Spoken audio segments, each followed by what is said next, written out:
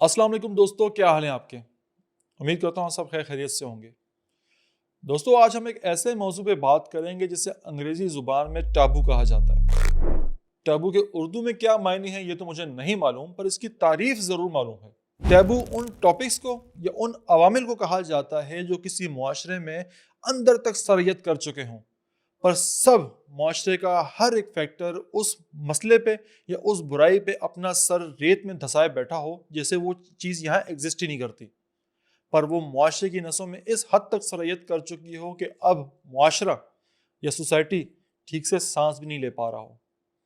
आज हम अपने मुआशरे के उन्हीं टैबू से बात करेंगे कि किस तरह बच्चाबाजी हमारे मुल्क में फैला हुआ है। हम बात करेंगे किस तरह सेक्सुअल फ्रस्ट्रेशन ने करीबी रिश्तों को दागदार कर दिया है। किस तरह कोई बच्चा मासूम हो या फिर कोई लड़की हो, उसका हमारे मुआशरे में जिंदा रहना हमने मुश्किल से मुश्किल तर कर दिया है। मैं हालिया दिनों में होने वाले कुछ वाकयात का भी जिक्र करूंगा और उन वाकयात का भी जिक्र करूंगा जिनका मैं खुद ऐनी शाहिद हूं। तो चले आए, बिस्मिल्लाह करते हैं। सबसे पहले बात करते हैं फरहान के वाक़ये की कि सवात के मदरसे में एक 14 साला बच्चा फरहान ज़ेर तालीम था। वही दिन अपने घर आता है और वापस मदरसे जाने से इनकार कर देता है। घर वाले पूछते हैं क्यों नहीं जाना चाहता, पर वो कोई जवाब नहीं देता, बस ये कहता है कि मुझे मदरसे वापस नहीं जाना। ये बात जब मदरसे के मोहतमिम साहब तक पहुंचती है तो वो कुछ बच्चों को भेजते हैं उसके घर। वो कहते हैं कि इसको ले कर आओ, ये बहुत नालायक है, सबक पढ़ने से भाग रहा है। पर बच्चा जिद करता रहता है कि मुझे मदरसे वापस नहीं जाना। तो जिस तरह हमारे मुआशरे में ये तो आदत है ही नहीं ना कि हमने अपने बच्चों की सुननी है या उनको इस काबिल करना है कि अपने दिल की बात हम तक पहुंचा सकें। कि फरहान भी अपनी बात, दिल की जो बात थी, वो अपने घर वालों तक ना पहुंचा सका और ज़बरदस्ती उसे मदरसे भेज दिया गया।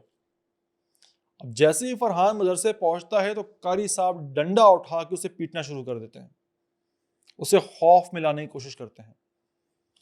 और ये कोई मामूली पीटना नहीं था, ये बेदर्दी से और वहशियाना पीटना था।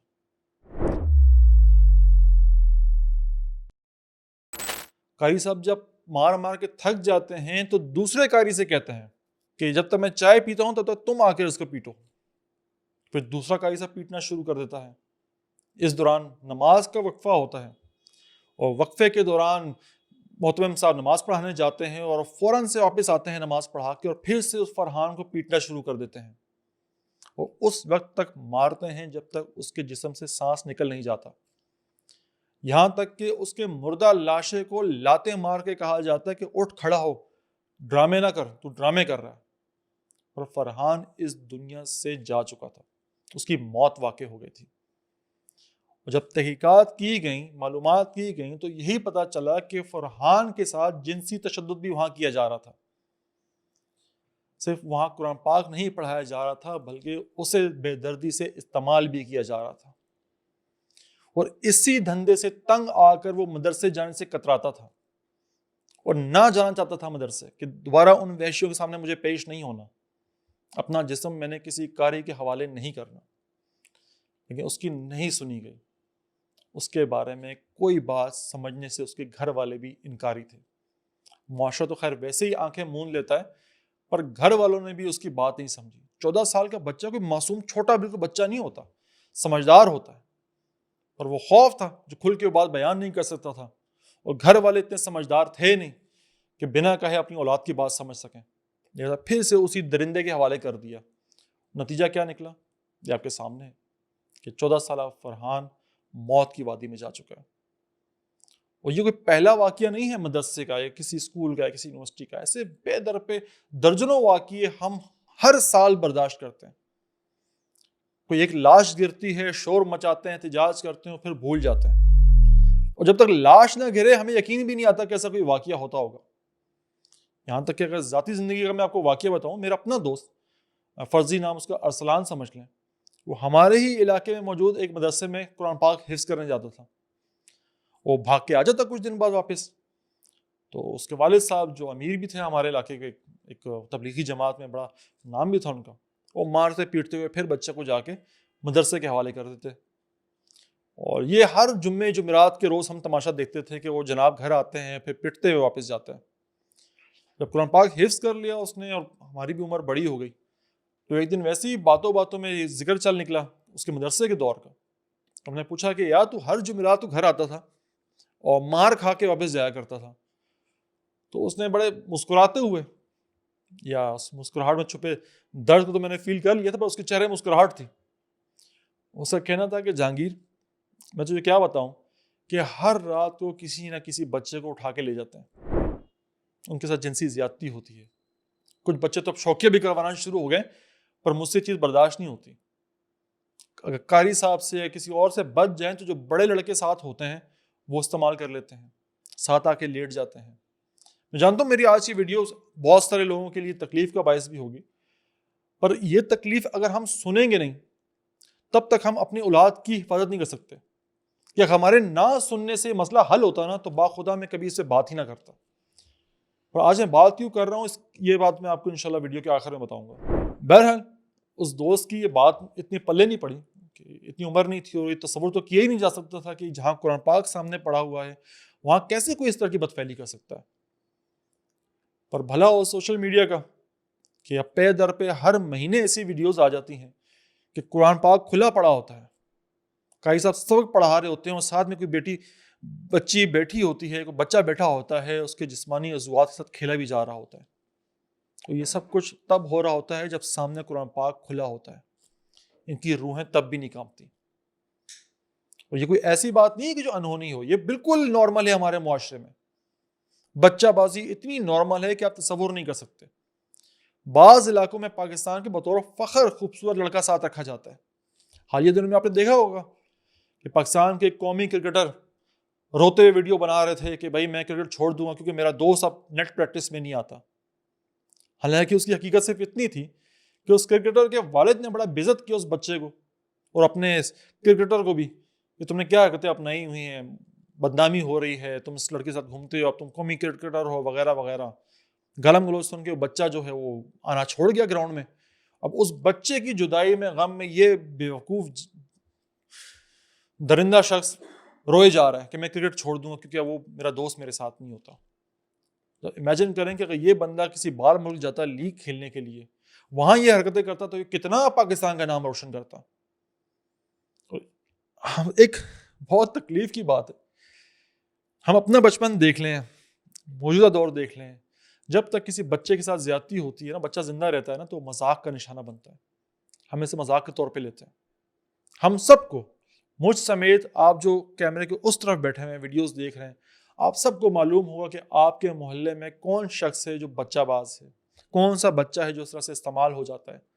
لیکن آپ کے لیے وہ بات سیریس ہے ہی نہیں, ایک مذاق ہے. مذاق اڑا لیں گے, پیٹھ پیچھے بات کر لیں گے, کیونکہ سنجیدہ بات تو تب ہوتی ہے نا جب تک وہ مر نہ جائے. ہم تو لاش کا انتظار کرتے ہیں. اور یہ بات صرف بچوں کی اس پہ نہیں ہے. اب پچھلے دنوں ایک واقعہ ہوا, یہ کراچی ٹراما سینٹر سول ہسپتال میں یہ کیس آیا, اور مجھے اسی دن یہ خبر مل گئی تھی جس دن یہ کیس آیا تھا کہ شانتی دیوی نامی خاتون ہے, لیاری سے تعلق ہے, 19 سال عمر ہے ان کی. اس کی شادی ہوئی ہے اور بہت ہی بری حالت میں وہ ٹراما سینٹر لائی گئی ہے. اب پتہ چلا ہے کہ بھائی جون کے وسط میں شادی ہوئی تھی اور شادی کے پہلی رات ہی شوہر نے درندگی کا مظاہرہ کرتے ہوئے اس رستے سے دخول کیا کہ جہاں سے نہیں کرنا چاہیے تھا. بچی کی حالت بگڑ گئی, محلے کے کلینک لے کے جایا گیا اور بتایا گیا کہ بھائی اس کو پیچس لگ گئے خونی, اس کا علاج کیا جائے. گھر والوں تک بات پہنچی تو اس لڑکی کے گھر والے بھی آ گئے, لیکن جب وہ گھر والے پہنچے کلینک میں تو اس کے اوپر ایک موٹی چادر دی گئی تھی اور پورا سسرال سر پہ بیٹھا ہوا تھا. خاص طور پہ اشوک نامی وہ درندہ جس نے یہ کام کیا تھا, اس کا چچا سر پہ بیٹھا ہوا تھا لڑکی کے, کہ لڑکی اپنے گھر والوں سے اکیلے میں کہیں بات نہ کر لے کہ اس کے ساتھ کیا ظلم کیا گیا, کیا زیادتی کی گئی ہے. بہرحال ایک کلینک میں جس طرح کا ٹریٹمنٹ ہو سکتا تھا وہ ٹریٹمنٹ کیا گیا, اس بچی کو گھر واپس بھیج دیا گیا اسی درندے کے پاس. اور جس رات کلینک سے شانتی دیوی گھر واپس گئی ہے اسی رات اس درندے نے, اس کا جو شوہر تھا اشوک نامی, پلاسٹک کا پائپ اس کے غلط رستے میں گھسایا ہے. مجھے کوئی مناسب لفظ نہیں مل رہا, کیا کون سا لفظ استعمال کروں. پلاسٹک کا پائپ گھسایا اور پھر ہاتھ ڈال کے اس کی آندریں جو تھیں, اندر سے انتڑیاں تھیں, وہ کھینچی ہیں. آپ امیجن کریں کہ اگر آپ بہن بیٹی والے ہیں کہ یہ درندگی اس کے ساتھ کی گئی، وہ لائی گئی، دوبارہ اسپتال لائی گئی، کلینک والے نے کہہ دیا اس کو تو یہ حالت بگڑ گئی ہے. اس بچی کے صرف دل کی دھڑکن چل رہی تھی اور دماغ کام کر رہا تھا، باقی جسم اس کا جواب دے گیا تھا. ڈاکٹر نے جب اس کی سرجری کی ہے تو اس کے جسمانی حصے سے، اندر کے جو حصے تھے جسم کے، ان کے اندر سے پلاسٹک کے ٹکڑے نکل رہے تھے. پلاسٹک کا پائپ اتنی اندر تک گھسایا گیا اس کے. اور ایسا نہیں کسی اس کی کوئی غلطی پہ کیا گیا ہے، یہ سیکشولی فرسٹریٹڈ تھا بندہ، اس کو کیا جنسی تسکین حاصل کرنی تھی، یہ کیا گیا. بچی کوما میں گئی، اور ابھی جب میں ویڈیو شوٹ کر رہا ہوں تقریباً کوئی 15-20 منٹ پہلے ہی مجھے میسج آیا کہ اس کا انتقال ہو گیا ہے، وہ زندہ نہیں رہی. وہ زندہ بچ بھی جاتی تو کیا زندگی ہوتی اس کی. اور یہ کوئی ایسا واقعہ نہیں ہے جو اس معاشرے میں پہلی دفعہ پیش آیا ہو. ایسے بہترے واقعی ہیں، درجنوں واقعی ہیں، ہم بات نہیں کرتے. ہمیں لگتا ہے کہ جب ہم بات نہیں کریں گے تو ہمارا معاشرہ پاک باز معاشرہ کہلائے گا، ہم بات نہیں کریں گے تو تمام برائیاں ختم ہو جائیں گی. کیونکہ ہمیں بچپن سے تو یہ بتایا گیا نا، جتنا بات کرو گے اتنا پھیلے گا. یہ دراصل اپنے اندر کا گند چھپانے کے لیے یہ لوگوں نے بات نکال دی کہ جتنی بات کرو گے اتنی پھیلے گی. نہیں، بات کرو گے تو بات ڈسکس ہوگی، جب ڈسکس ہوگی تو پھر اس کا مداوع کیا جائے گا، اس کے لیے کچھ لائحہ عمل اختیار کیا جائے گا، والدین کچھ ہوش کا ناخن لیں گے. اور ایک اور میں آپ کو بات بتا دوں، شانتی دیوی کا واقعہ چل رہا تھا، وہ میڈیا کا آنا جانا لگا ہوا تھا سارا. اسی دوران اسی ٹراما سینٹر کی لفٹ میں 2 بچے آتے ہیں. ایک بچے کی عمر 14 سال تھی، ایک بچے کی عمر 10 سال تھی. والدین باہر ایمرجنسی میں بیٹھے ہوئے ہیں، انتظار گاہ میں بیٹھے ہوئے ہیں، اور جو لفٹ آپریٹر ہے وہ بچوں کو جھولا دے رہا ہے لفٹ پہ. والدین کو کوئی ہوش نہیں ہے. پہلے وہ 10ویں فلور تک لے کے گیا، پھر اوپر لے کے گیا، پھر 2-3 چکر لگائے. پھر جو 14 سالہ لڑکا تھا، جو بڑا بھائی تھا، اس کو لفٹ آپریٹر نے 50 روپے دیے کہ جاؤ سموسے لے کے آ جاؤ یا جوس لے کے آ جاؤ. وہ گیا لینے کے لیے. جب وہ چلا گیا لینے کے لیے تو اس 10 سالہ بچے کو لے کے وہ لفٹ آپریٹر اوپر چلا گیا 10ویں منزل پہ. وہاں جا کے اس 10 سالہ بچے کو زیادتی کا نشانہ بنایا ایک دفعہ. پھر کسی اور منزل پہ اس نے لفٹ روکی، خالی لفٹ، دوبارہ سے اس بچے کو زیادتی کا نشانہ بنایا. یہ 10 سال کے بچے کی بات کر رہا ہوں میں. امیجن کر لیں آپ کے آس پاس گھروں میں بھی ہوں گے 10 سال کے لڑکے. اور جب اپنا تمام اس نے ہوس پوری کر لی تو بچے کو لفٹ میں چھوڑ کے وہ سائڈ پہ ہو گیا. بچہ آیا، لڑکتے بڑا بھائی بھی تب تک اس کو نیچے ویٹ کر رہا تھا کہ میرا بھائی اندر ہے لفٹ میں. بچے کی سلوار خون سے بھری ہوئی تھی. ڈر گیا بڑا بچہ. وہ گیا اپنے باپ چاچا کو بتایا کہ یہ سین ہوا ہے جی. وہ آئے، پھر لفٹ آپریٹر کو پکڑا، مارا، گرفتار کیا.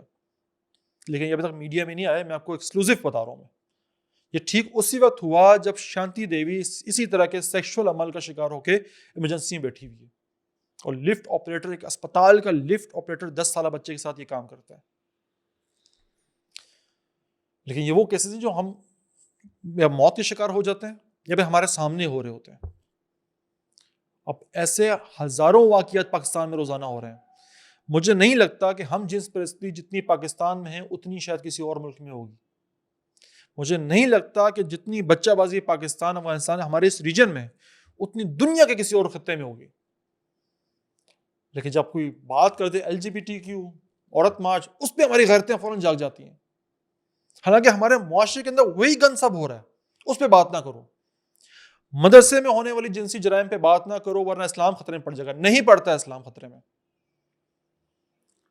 کوئی مائی کا لال یا کوئی مذہبی ٹھیکیدار جو ہے وہ اسلام اس کا محتاج نہیں ہے کہ وہ پکڑا جائے گا یا اس کے مدرسے کے نام پہ کھلی ہوئی دکان بند ہو جائے گی تو اسلام خطرے میں پڑ جائے گا. نہیں.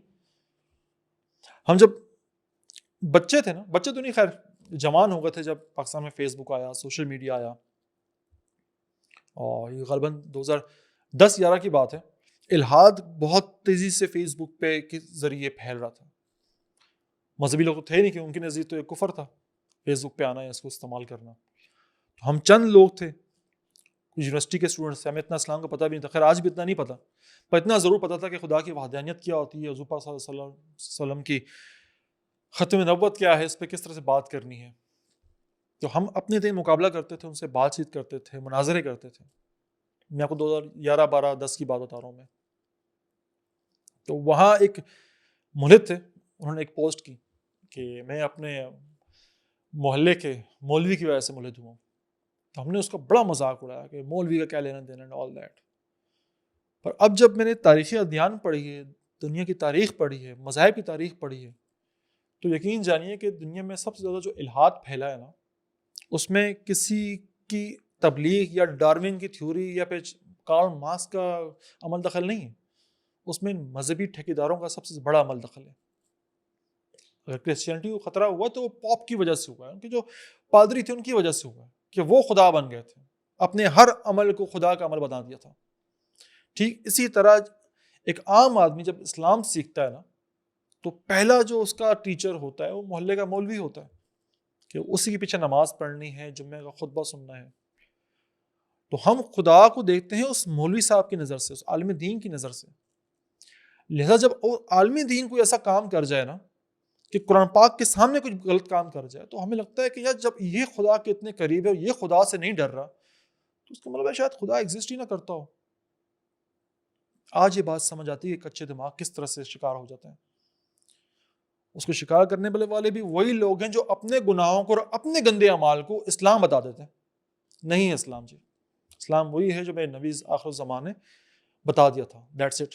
کوئی انسان، کوئی شخصیت مجبوری نہیں ہے، کوئی دھندا، کوئی مدرسہ، کچھ بھی اسلام کی مجبوری نہیں ہے. اب آپ آگے بڑھتے ہیں، تھوڑا سا آگے آتے ہیں کہ تقریباً کچھ 3 مہینے پہلے کی بات ہے. مظفر گڑھ نام سنا ہوگا آپ نے. یہاں علاقہ تھا دین شاہ یا دینا شاہ گاؤں ہے. ایک جرمن سٹیزن آتا ہے یہاں پہ گیمنگ ہب بناتا ہے. اب گیمنگ ہب بنتا ہے تو وہاں بچے آتے ہیں کھیلنے کے لیے، گیم کھیلنے کے لیے آتے ہیں. وہ بچوں کے گھیر گھر کے لیے آتے ہیں، مفت میں گیم کھلائیں گے، گیم سکھائیں گے آپ کو. بعد میں پتہ چلا بھائی کہ گیمنگ ہب کے سائے تلے ان بچوں کے ساتھ زیادتیاں ہو رہی تھیں. وہاں بہترین کیمرے، پورا سسٹم لگایا گیا تھا اور وہ لائیو ٹیلی کاسٹ ہوتا تھا ڈارک ویب پہ. باہر بیٹھا گورا پے کر رہا ہے اور یہاں یہ بچوں کی سلواریں اتار رہا ہے. یہ ہو رہا تھا جی. یہاں پہ آپ کو ایک ہولناک بات بتاؤں، جن بچوں کے ساتھ وہاں پہ زیادتی ہو رہی تھی ان کی عمریں 6 سے 10 سال کے درمیان ہوتی تھی، اور ان میں سے اکثر کے والدین کو معلوم تھا کہ ہمارے بچوں کے ساتھ یہ کام ہو رہا ہے، لیکن پیسے نے خاموش کر دیا تھا. ٹھیک اسی طرح ایک اور واقعہ ہوا سن 2019 میں. ایک سیکس اوفینڈر جسے اٹلی میں سزا ہو چکی ہے، جو برطانیہ سے نکالا جا چکا ہے، اس سے کے پی کے گورنمنٹ اپنا مشیر بنا لیتی ہے. بعد میں پتہ چلا کہ وہ پنڈی سے وہ شخص گرفتار ہوتا ہے، اس کا نام تھا سہیل ایاز. وہ کیا کرتا تھا کہ بچوں کو لالچ دے کے کہ کچرا چننے والے بچے ہو جائیں، انڈا بیچنے والے بچے ہو جائیں، کاوا بیچنے والے بچے ہو جائیں، انہیں گھیر گھار کے اپنے گھر لے کے آتا، انہیں بندی بنا کے رکھتا. اور یہ اس کا ساتھی خرم طاہر، جس کو کالو بھی کہا جاتا ہے، یہ دونوں بچوں سے زیادتی کرتے اور ڈارک ویب پہ ویڈیوز بیچتے. یہ دھندا چل رہا تھا جی. یہاں پہ بھی بچوں کے ساتھ زیادتی ہو رہی تھی. اور یہ تو وہ واقعات ہیں جو میڈیا میں آئے ہیں، جن کے بارے میں پتہ چل گیا کہ بھائی کیا ہو رہا ہے، کس طرح سے ہو رہا ہے، کون لوگ کر رہے ہیں. پر ایسے ہزاروں واقعات ہیں، لاکھوں واقعات ہیں جو ہمارے گھروں میں ہو رہے ہیں، ہماری گلی میں، ہمارے محلوں میں ہو رہے ہیں. یہ قصور کی ویڈیو تو ابھی آپ نے دیکھی ہوگی، 2 دن پہلے کی ویڈیو ہے. ایک گلی میں کھیلنے والی 3 سالہ بچی کو بوسہ دیا اس نے ہونٹوں پہ اور بھاگ گیا. یہ ویڈیوز بھی آپ نے دیکھی ہوں گی کہ کوئی بدبخت موٹر سائیکل پہ کھڑا ہوا ہے یا رکشے میں بیٹھا ہوا ہے، اور عورتیں گزر رہی ہیں اور ان کو اپنا یہ سیکشل آرگن دکھا رہا ہے. کون سی فرسٹریشن ہے یہ؟ کون سی آگ ہے جو بجھنے میں نہیں آ رہی ان کی؟ پروپیگنڈا وارفیئر ہو یا کوئی گناہ ہو، جرم ہو، وہ تب ہاتھ سے نکل جاتا ہے جب اس کو ایک ایسی اسٹریم مل جائے جو اس کی مالی ضروریات پوری کر رہی ہو. اب یہ بچہ بازی ایک ایسا گناہ تھا جو شروع میں اوائل میں لوگ اپنی سیکشل فرسٹریشن مٹانے کے لیے کرتے تھے، پر ڈارک ویب اور انٹرنیٹ کے ذریعے اسے منی اسٹریم مل گیا ہے، ایک پیسے کی لائن مل گئی ہے. یعنی اب گناہ کریں گے، مزہ بھی لیں گے اور پیسہ بھی لیں گے. اب کیا ہوگا؟ اب یہ 2 گنا، 4 گنا، 10 گنا یہ گناہ بڑھتا جائے گا معاشرے میں. یہ ایسا معاشرہ جہاں ویسی مہنگائی ہے، غربت ہے، وہاں ایسا غلط کام کرنے میں، گناہ والے کام کرنے میں جس میں گناہ کی لذت بھی ہے، ساتھ پیسہ بھی آ رہا ہے، تو سوچے یہ باقاعدہ فارمز کی صورت میں، باقاعدہ کوٹھوں کی صورت میں استعمال ہوگا یہ، اور ہو رہا ہے۔ راولپنڈی کا واقعہ آپ کو یاد ہوگا کہ 19 سالہ ایک طالبہ تھی، انہیں میاں بیوی نے کڈنیپ کیا اس بچی کو، یونیورسٹی کی طالبہ ہے، اور اس کے بعد اس کو ریپ کیا، لائیو ٹیلی کاسٹ کیا. That's it. کراچی کا واقعہ ہے، باپ اپنی بیٹی کے ساتھ زیادتی کرتا رہا، سگا باپ لائیو ٹیلی کاسٹ کر رہا تھا، ڈارک ویب پہ پیسہ کما رہا تھا، وہ اسد راست تک کماتا رہا، یہاں تک کہ وہ اریسٹ ہو گیا، پتا چلا بھائی کہ یہ کام کرتا رہا. اب یہاں میں آپ کو بتاؤں کہ آپ نے اپنی بیٹیوں کے ساتھ ساتھ اپنے بیٹوں کی پروٹیکشن بھی خود کرنی ہے. آپ کو ان کی آنکھیں دیکھ کے سمجھنا پڑے گا کہ یہ کسی جگہ جانے سے انکار کر رہے ہیں، کسی رشتے دار کے گھر جانے سے انکار کر رہے ہیں، کسی کزن سے ملنے سے کترا رہے ہیں، اس کے سامنے آنے سے کترا رہے ہیں، تو کیا وجوہات ہیں؟ اور یہ جانچنا ماں اور باپ دونوں کا کام ہے. اگر آپ جانچ نہیں سکتے، سمجھ نہیں سکتے، تو خدا کے واسطے بچے پیدا نہ کرو. اس ملک میں بچے پیدا کرنے کا بھی کورس ہونا چاہیے کہ جب تک آپ اپنے بچوں کی دماغی حالت نہیں سمجھ سکتے، ان کے انکار کے پیچھے چھپا ہوا ڈر اور خوف نہیں جان سکتے، آپ کو ماں باپ بننے کا کوئی حق نہیں. اور یہاں بات کی جاتی ہے نا کہ بچوں کو حوصلہ دو، بتا سکیں، مشکل ہوتا ہے سر، نہیں بتا پاتے. جو بندہ اس طرح کی زیادتی کا شکار ہو رہا ہو، جنسی ہراسگی کا شکار ہو رہا ہو، مولیسٹ ہو رہا ہو، اس کی زبان پہ تالا لگ جاتا ہے. میں اپنے دوستوں سے میں نے بڑا سال 1.5 سال پہلے ذکر کیا تھا، آلو بھی فیملی ہیں، اور یہ موضوع ایسا ہے. تو میں آپ سے اپنا ایک ذاتی واقعہ شیئر کرتا ہوں کہ مجھے بچپن سے ہم نے بسوں میں ٹریول کیا ہے، اور مجھے بڑا شوق ہے آبزرویشن کرنے کا، بھائی کہ لوگوں کا مشاہدہ کرو، کس طرح سے لوگ آتے ہیں، کیا کر رہے ہیں، کیسے بیٹھے ہوئے ہیں. تو میں ہر سال 2-3 دفعہ اب بھی بس میں ٹریول کرتا ہوں. اور جو کراچی والے ہیں وہ جانتے ہیں کہ کراچی کی بسیں مجھ جیسے ہائٹ والے بندے کے لیے بنی ہی نہیں ہیں، جو سیٹیں بھی ہیں بہت چھوٹی چھوٹی ہیں. تو بھی 1.5 سال پہلے کی بات ہے، میں کلفٹن ہی آ رہا تھا اور بس میں بیٹھا ہوا تھا، آفریدی کوچ تھی غالباً. آدھے رستے میں میرے ساتھ ایک بندہ آ کے بیٹھ گیا، ٹھیک ہے میں بھی تھوڑا سا سکڑ کے بیٹھ گیا، چلو سکون سے بیٹھ جائے وہ. پہلے جناب نے میری ٹانگ پہ ہاتھ رکھا، میں کہا چلو بس میں رش ہے اس لیے تھوڑا سا سہارا پر نہیں رکھا ہو. آہستہ آہستہ اس کا ہاتھ اوپر آنا شروع ہو گیا. اب میں ایک جوان آدمی ہوں، بڑھاپے کی طرف رواں دواں ہوں، میں بالکل سن تھا، میں کچھ بھی نہیں بول رہا تھا، میں پروسیس کر رہا تھا یہ کیا ہو رہا ہے، کہاں کیا ہو رہا ہے یہ میرے ساتھ. میں پچھلے کوئی 10-12 سال سے بلاگز لکھتا آیا ہوں اس طرح کے ہیراسمنٹ پہ، بچوں کے ساتھ ہونے والی زیادتی پہ، کہ بچوں کو بولنا چاہیے اینڈ آل دیٹ، پر میں کچھ بھی نہیں بول پا رہا تھا. یہاں تک کہ میں اٹھا، میں دوسری سیٹ پہ آ کے بیٹھ گیا اور میں پروسیس کرتا رہا یہ ہوا کیا ہے، یہ ہو کیا رہا تھا. اور میرے ہاتھ پاؤں شل بالکل جسم میں سے جان ہی نہیں ہے.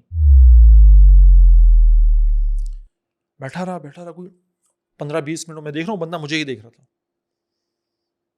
آخر میں جب اس کے اترنے کا وقت آیا نا، تو مجھے نہیں معلوم کہ میں نے کیسے اپنی قوت مجتمع کی، میں نے اس کو گربان سے پکڑا اور پھر میں نے اس کی اچھی والی چمپا پریٹ کی، مطلب تسلی سے مارا اس کو. میں ایسے لڑنے جھگڑنے کا اب اتنا قائل نہیں رہا.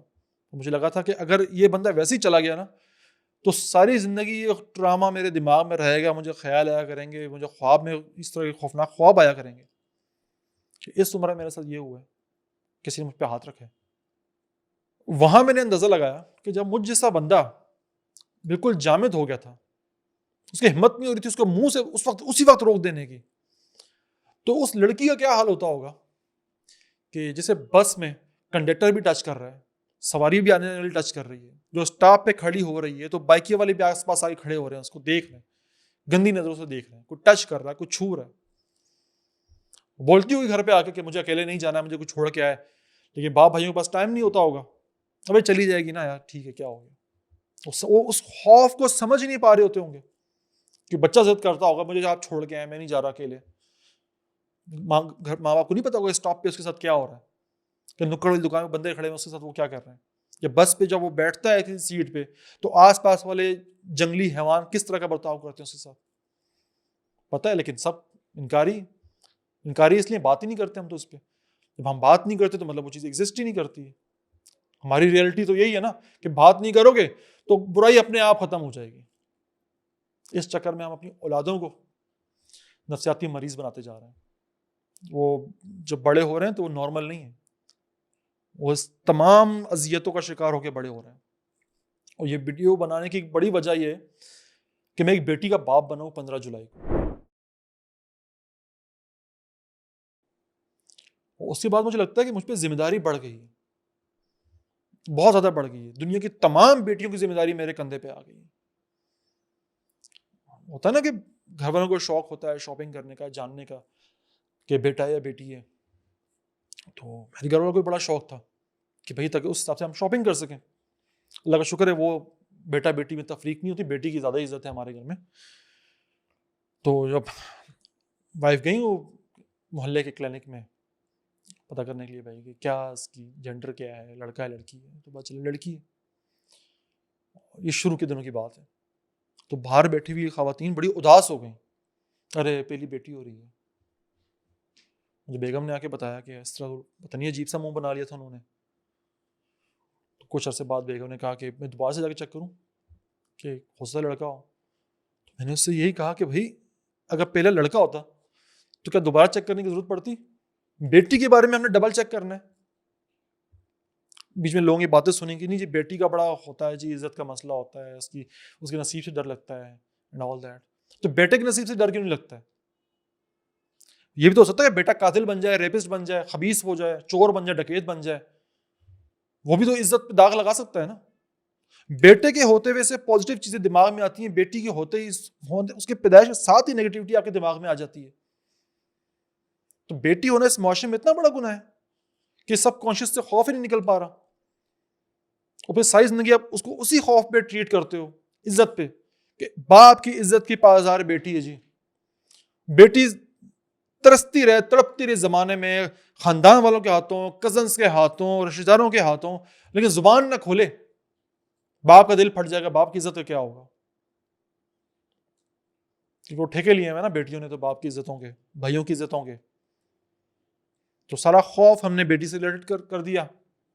جیسے پتہ چلتا کہ بیٹی ہے، اوپر سے خوشی ہوتی ہے، اندر سے ایک ڈر ہوتا ہے، خوف ہوتا ہے یار. تو جس دن 15 جولائی کو میری بیٹی میرے ہاتھ میں آئی نا، مجھے پتا ہے کہ بحیثیت باپ مجھے کتنی خوشی ہوئی. اور ایک یہ دماغ میں آ گیا کہ بھائی کہ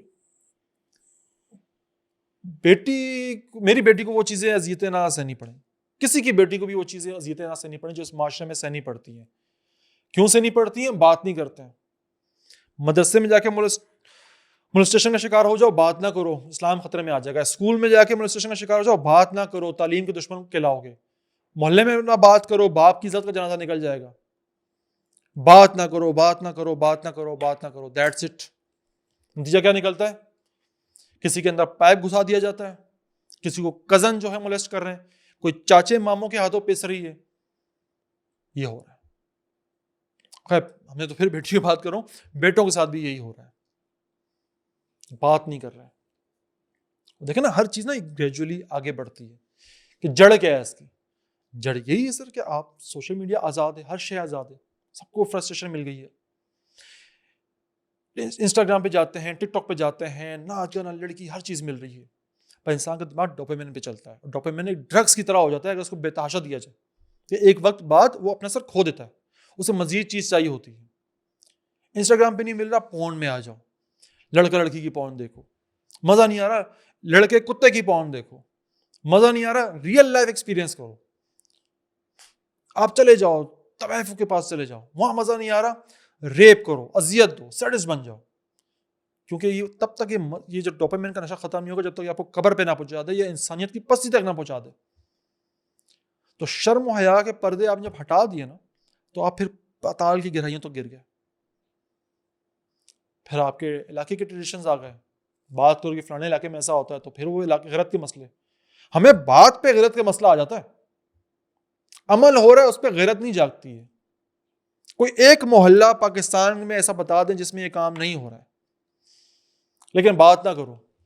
پاکستان کی بےزتی ہوتی ہے, یہ بےزتی ہو رہی ہے, اسلام کی بےزتی, پاکستان کی بےزتی, معاشرے کی بےزتی, انسانیت کی بےزتی. یہ وہ ٹیبو ہے ہمارے معاشرے کا جس سے بات نہ کرو, چاہے وہ آپ کے گھر تک پہنچ جائے, یہاں تک کہ آپ کا اپنا بیٹا بیٹی اس کی شکار نہ ہو جائے, پھر سر پکڑے بیٹھو کہ ارے یار ہمیں تو پتہ نہیں تھا ایسا بھی ہو سکتا ہے. کیوں نہیں پتا تھا بھائی؟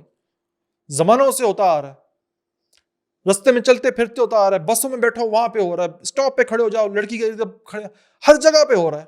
تو حیران کس بات پہ ہوتے ہیں پھر آپ لوگ یا ہم لوگ؟ اسی پہ اس ویڈیو کا اختتام کروں گا.